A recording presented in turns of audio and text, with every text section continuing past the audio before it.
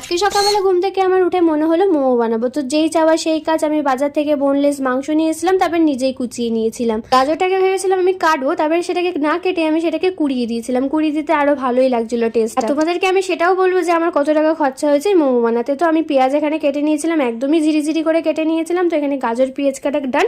তারপরে আমাকে কাটতে হচ্ছে রসুন আর একটু আদা, এটাকে আমি একটুখানি কুচিয়ে নিয়েছিলাম। আর এখানে দিয়ে দিয়েছিলাম লঙ্কা। আমি এতগুলো লঙ্কা দিইনি, আমি 3খানা লঙ্কা দিয়েছিলাম।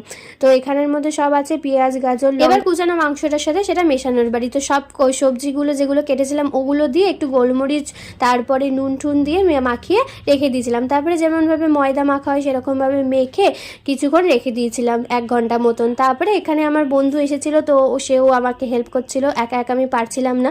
আর ও আমাকে দেখিয়ে দিচ্ছিল কিভাবে পুর করে, কারণ ও এটাতে এক্সপার্ট আছে মোমো বানাতে, ও অনেকবার বানিয়েছে। তো আমাকে দেখিয়ে দিচ্ছিল, আমি ওটা দেখে দেখে করার ট্রাই করছিলাম, জানি না কতটা পেরেছি। এটা হচ্ছে ও আরেকটা সেফ কাটিংয়ে আমাদের দেখিয়ে দিচ্ছিল, এটা হচ্ছে লম্বা। ও আমাকে দেখিয়ে দিচ্ছিল আরেকটা গোল টাইপের, সেটাও চলো তোমাদের সাথে শেয়ার করি। আর ময়দাটা কিন্তু একটু শক্ত মাখতে হবে, লুচির মতন কিন্তু অত নরম মাখলে হবে না।